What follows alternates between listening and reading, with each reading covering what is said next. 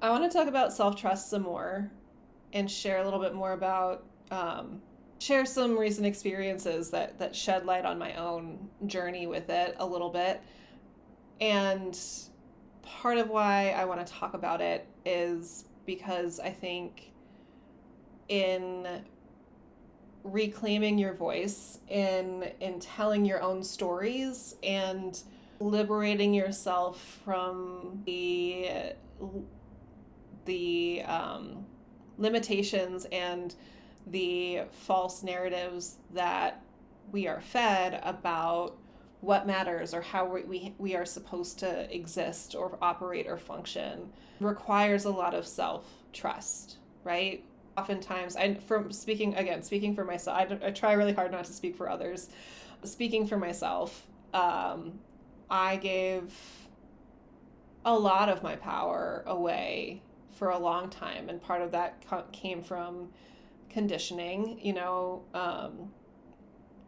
from early childhood, right? Of being conditioned and taught that I what felt right to me, what was intuitive to me, what my sense of what was right or wrong to a degree was not accurate, right? And, spoiler alert, there's a lot of gaslighting that happened in my childhood. So that's part of where that comes from. And, but it wasn't all bad, right? Like I did not have the worst upbringing. It just was not emotionally safe. But everybody was doing their best and had good intentions. And so, it was what it was. And the consequences were what they were. And all of that to say, so much of my adult life has been unpacking and processing so much of that in so many different ways. And sometimes that's painful, and sometimes it's inspiring and empowering, and sometimes there's a lot of healing and repair that comes from it, and sometimes there's some hard boundaries and hard truths that have to be acknowledged and asserted, right? And one of the things that has been consistent through my life and is becoming more and more critical and important for myself and possibly for others has been the way that I express myself, especially more creatively, right? So I've always written poems and stories, and however skillfully or unskillfully, right? And poetry especially because of its form and some of the limitations of it, has always been a fun, limitations is in like trying to stick to a structure or a form or a rhyme or a meter or that kind of a thing, or writing in free verse in a way that still feels lyrical or poetic, right? And so that has always been like a grounding force and a way for me to transmute a lot of the more difficult aspects of working through these false narratives and all of the things that came up as a result of, both acute trauma and also chronic burnout. Because again, I think so much of burnout is in part feeding into systemic demands, right? If the system, if the structure, if the organization or whatever is telling you that you have to, or that they have these expectations that are just unmanageable or unrealistic, and you are bending over backwards trying to live up to them, then that's not your fault, right? It's the system's unrealistic expectations, and it's a recipe for burnout. And there's a level of acknowledging and recognizing your own agency and the choices available to you about feeding or enabling that kind of narrative, right? Feeding or enabling that kind of behavior.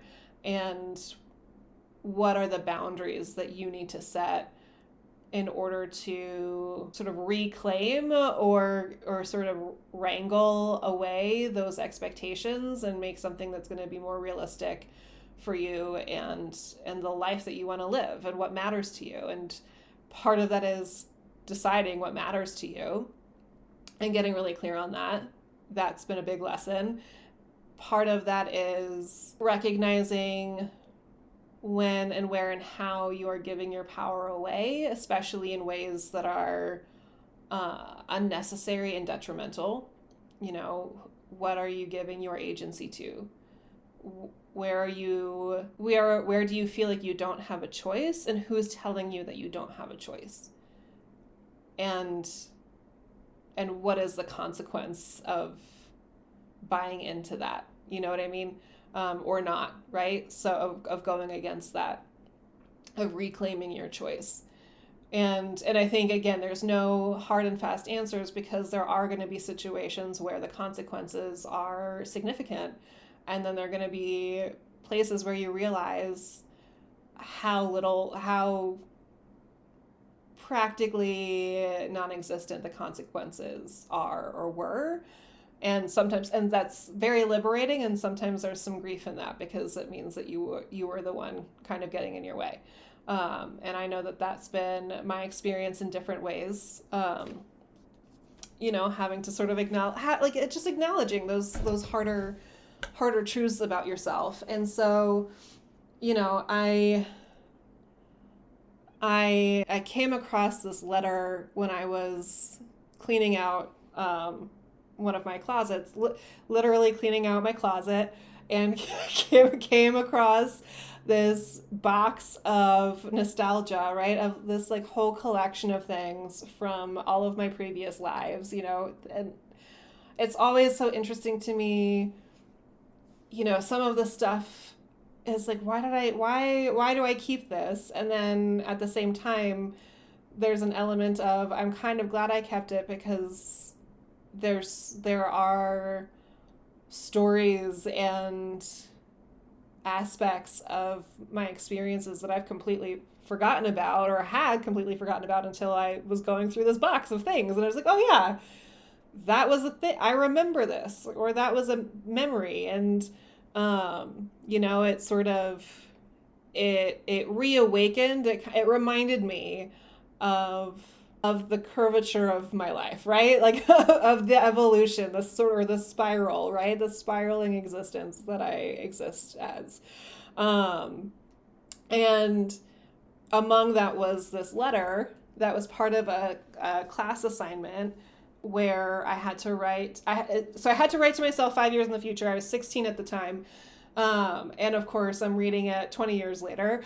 Reading that letter was interesting, in part because, my 16-year-old personality really shone through. I was really unfiltered in that letter, at least. And it was interesting because I think, it was very much me, and it was definitely a side or a version of myself that that a lot of people didn't really see or, experience fully. I was a very reserved teenager, and very shy at least. But if I was comfortable around you, my neurodivergence shone through. my stream of consciousness was alive and well. And but it was really clear, I keep struggling on how to describe this to you, or whether it matters, right?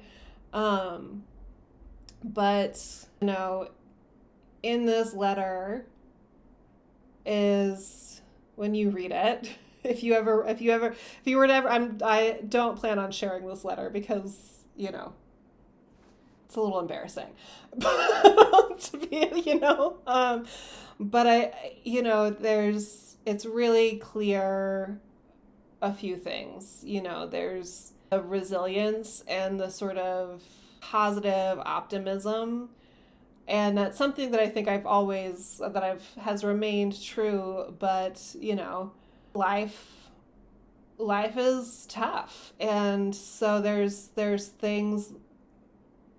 It was almost surprising to me to read that level of energy and optimism written by me, like in my own voice, and remember just how sort of stubbornly determined I was to be happy and to be positive and to not let circumstance or the world or loneliness and isolation or any of the things break my spirit. And so that was surprising to read, but helpful to read. It was also inspiring, and it was also obviously very emotional for me to experience because of all the things that were unsaid in that letter, right? Because of all the things that were unsaid and all of the things that were shared. One of the things that 16-year-old me wrote that wanted adult me, or at least what 21-year-old me, who to my 16-year-old self felt like by 21 we would have made it. Mm-hmm. And what she wanted future me to know was how hard she tried. Uh, this is so vulnerable, you guys. But anyway, she wanted me to know how hard she tried.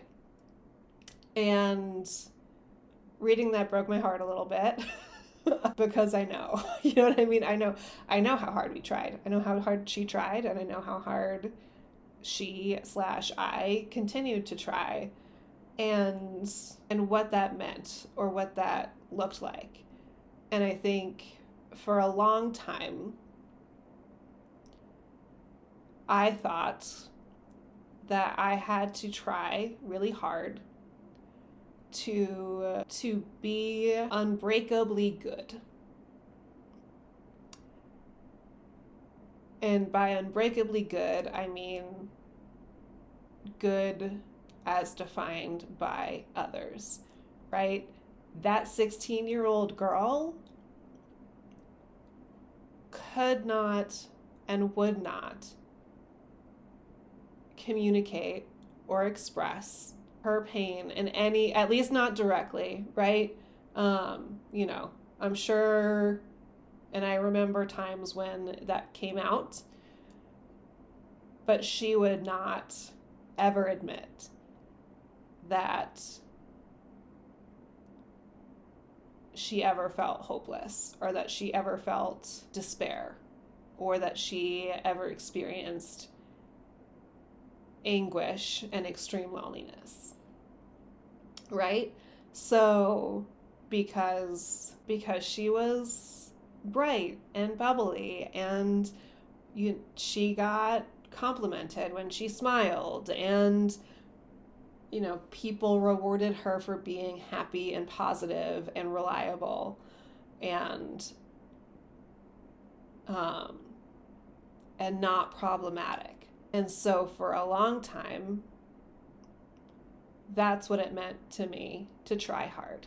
That's what survival was not letting things get to you by not having any needs, by somehow achieving all of our goals and dreams of being a writer, choreographer, singer, songwriter, humanitarian. You know what I mean? Right? Like that was the dream at the time. Right? To be a creative force for good.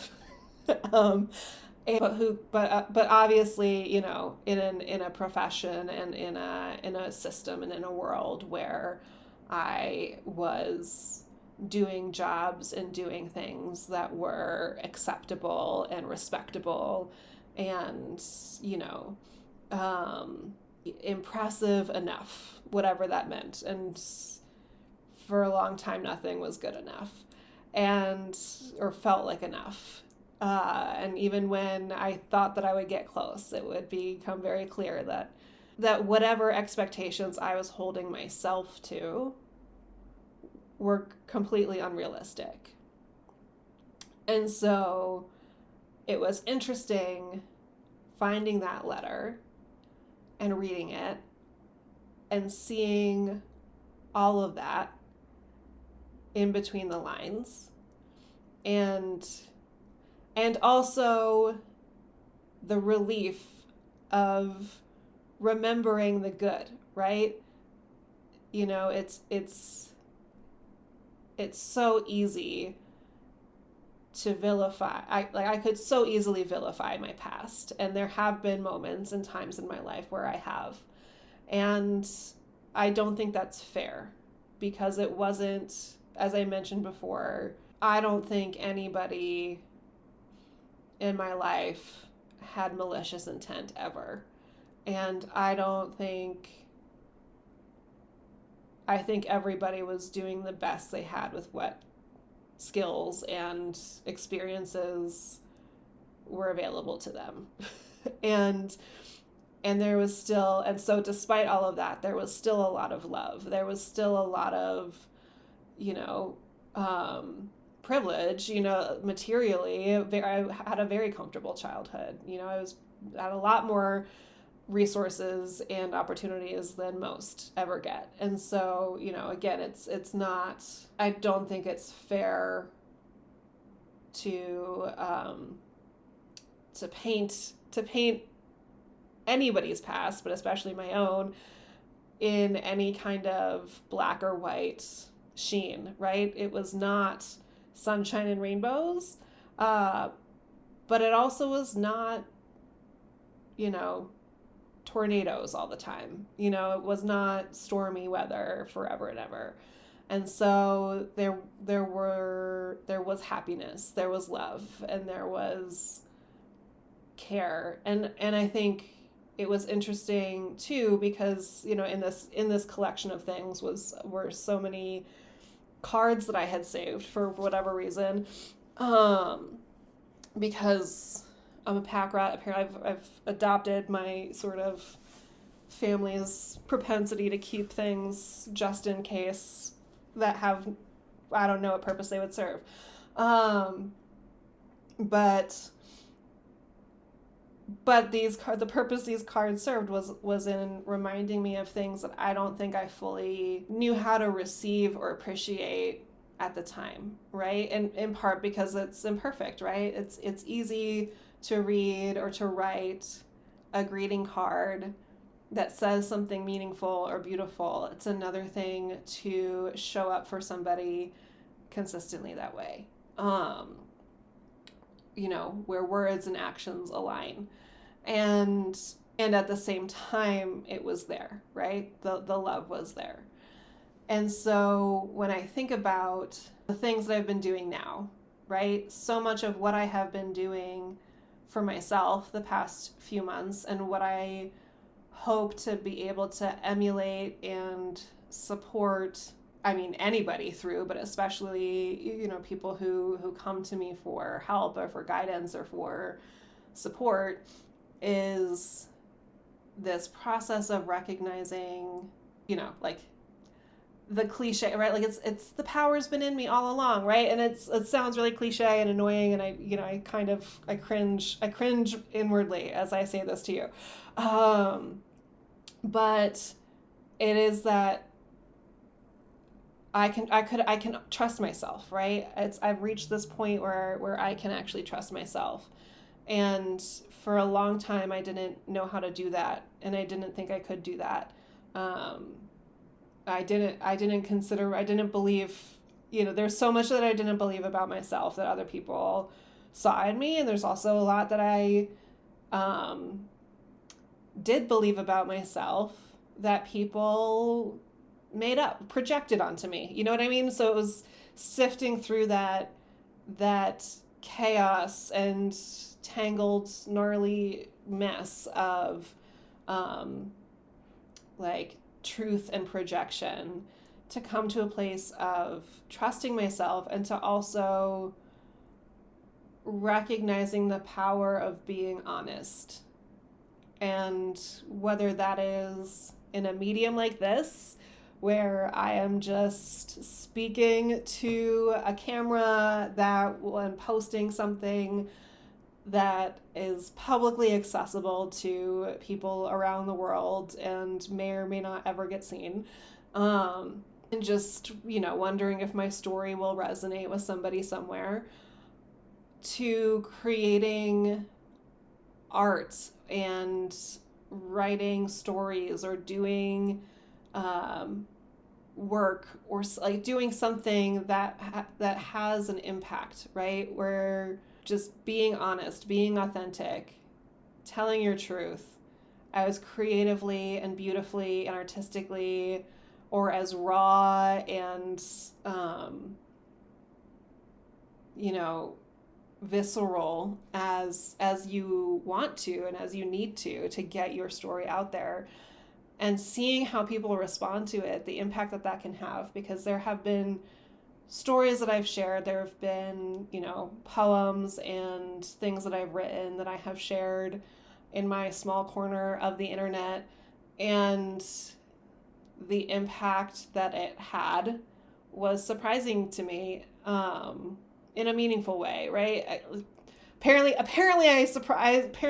Like I'm surprised very easily, and yet I feel like um, I can be a bit of a know-it-all, and so I don't think of myself as someone who's easy to surprise, and yet here I am being surprised by the truth, right? And so when I share certain things, especially things that are vulnerable, it resonates with people, right? It opens a pathway for people to access something vulnerable within themselves. And all of the art that I love and appreciate achieves that on some level, right? That's what that facilitates. There's plenty of media and story that we consume for entertainment, for escape. But even I think the things that we consume, especially for escape, it's because it allows us to experience a feeling that we don't know how to access in our current lives, right? It allows us to experience something that's missing, or that we feel is missing in some way, and that we're craving, that we're hungry for. And so I guess I share all of this time more so. This feels like a little bit more of a vulnerable video, but I share this all this time in the hopes that whoever is making it through this video, whoever listens this far or far enough, they don't need this explanation. Maybe they've already gotten it and gotten what they needed, but that it reminds you to be honest, that it's okay to be honest, that it's safe enough to be honest with yourself, even if you can't be honest with anybody else. And that the life that you lead now, what you do today, tomorrow, a year from now, is not just about doing what you think matters to people or to yourself or to the world. It's about showing your 16-year-old self the life that they tried so hard to survive for. Maybe it's not about living out the exact specific dreams that you had at 16, but it is about honoring that you have fought, that you have celebrated, that you have crawled your way here, to this moment for this life. And so, what are you going to do with it next? And you can trust yourself to be honest about what you want. You can trust yourself to be honest about what choices are right for you. And you can trust yourself to recognize when it's time to express your truth in whatever form you want, you choose. Whether that's writing it down somewhere, whether that's telling somebody, whether that's announcing it to the internet in some way, or whether that's creating art. And there's no such thing as bad art when it comes to telling your truth. Because your truth is beautiful, regardless of what other people think about it. So, now that present Amanda has irritated future Amanda by getting very vulnerable and emotional, I'm going to sign off. And, this one might be longer than 20 minutes. Maybe it needed to be. And yeah, and I hope it reaches whoever needed to hear it today. So, I'll see you when I see you.